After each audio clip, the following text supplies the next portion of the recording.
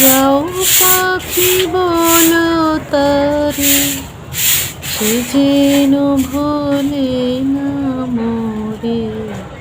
একটা ছোপ্পার মধ্যে এতগুলি টমেটো, মাই গড, মাশাল্লাহ মাশাল্লাহ। দেখতে পাচ্ছেন একটা ছোট্ট একটা ডালে অনেক টমেটো হয়েছে। এই হচ্ছে দেশি টমেটো, খুবই টক টমেটো গাছ।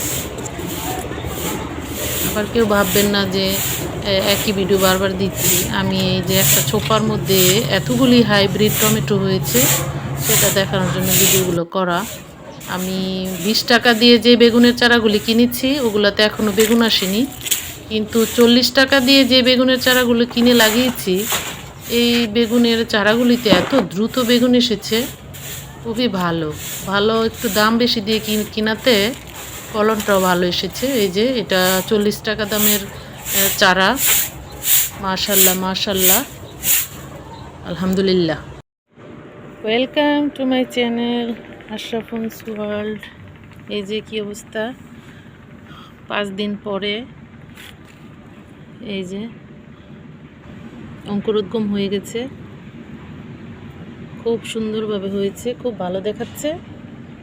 এই যে মটর শাক, মটরশুঁটি শাক দেখতে পাচ্ছেন, খুব সুন্দরভাবে হয়েছে, খুব সুন্দর হয়েছে। মাশাল্লাহ মাশাল্লাহ।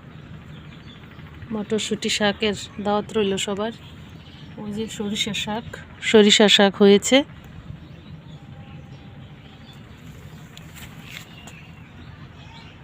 চারাগুলি ভালোই উঠেছে, খুব ঘন হয়ে গেছে।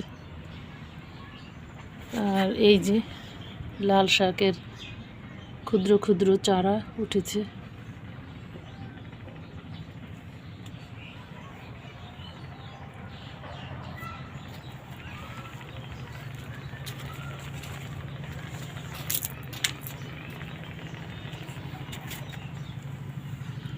এই যে শসা শাকের চারা,